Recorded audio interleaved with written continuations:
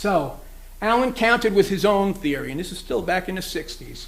White supremacy, reinforced amongst Europeans by white skin privilege, was the main retardant of working class consciousness in the U.S. Efforts at radical social change to direct principal efforts at challenging the system of white supremacy and white skin privilege. If this is the main retardant, this is what we got to deal with. Next. Here, this is very important, I think. This is the one that attracted me to him when I first heard him. I said, wow, this is deep, right? He reviewed the 3 periods of national crisis that I mentioned, and he argues and documents how he thinks and how I think he shows the key to defeat of the forces of democracy, labor, and socialism was in each period achieved by ruling class appeals to white supremacism, basically by fostering white skin privileges of laboring class European Americans. Next.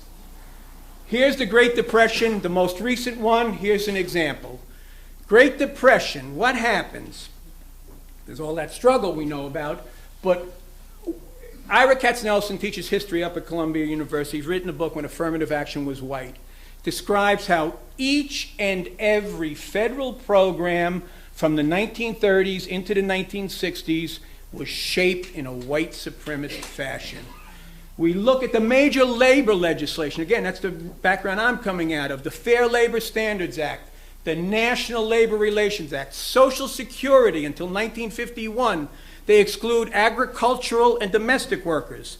60% of the black and Latino workforce, 70% in down south, right?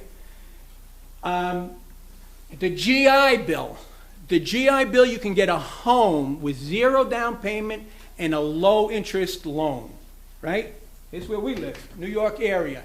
Statistics for those GI homeowner loans, out of 67,000 that are awarded, less than 100 go to families of color. That's how you get the white suburbs around New York and every other city in this country. Federal government policy, right? Ruling class policy. Here's the other big one, and this one I can't emphasize enough.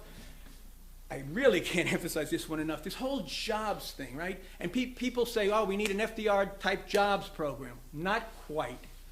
When the Depression starts in 1929, the black to white unemployment ratio was 1-to-1, which if you think about it makes sense because black people are brought here to labor, right? So it's not surprising that they're laboring, right? By 1947, after all those programs of the New Deal, the ratio and the war employment, right? The ratio is 2-to-1, which is all anyone in this room has ever known. 2-to-1 or some variant of 2-to-1, right? Government policy. Next. No, this one's very important. Allen summarizes, and I think this is instructive because we're going to come back to this. He says, so if we step back a little and we look at the history of struggle in this country and, you know, how this capitalism is working here, he says, in the normal course of capitalist events, there's a deterioration in the condition of working people. We all kind of know that. He says at a certain point, as things get worse, it even starts to erode the privileges of the white workers. He says, then we start seeing some overtures of unity. Come, my brother and sister, let's get together. We got to fight. And this is what we see in Madison. This is the early stages. In Occupy, you know, people are starting to talk about class now, right? He says what has traditionally happened in stage 4 is the bourgeoisie moves to resubstantiate the white skin privileges, and then what has happened is the white workers take what he calls the poison bait. It's like a shot of heroin. It's no good. It's not good for you. They submit to the old order again. That's what he blazed that out as a nice framework to think about and consider. And I would argue we're in the beginning stages of stage 3 myself, and we'll come back to that. Go on, Sean.